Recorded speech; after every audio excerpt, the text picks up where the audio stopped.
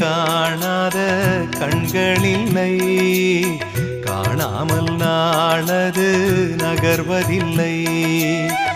கண்ணன் என்றாலும் கள்வன் என்றாலும் கருணை புரிவான் ஸ்ரீ கிருஷ்ண பகவான்.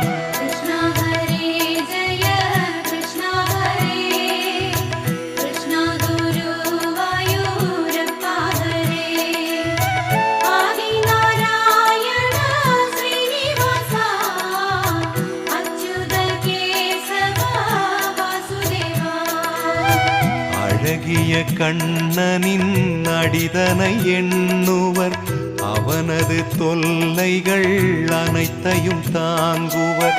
வெண்ணையை திருடிய கண்ணனின் லீலையை கண்டு ரசிப்பதே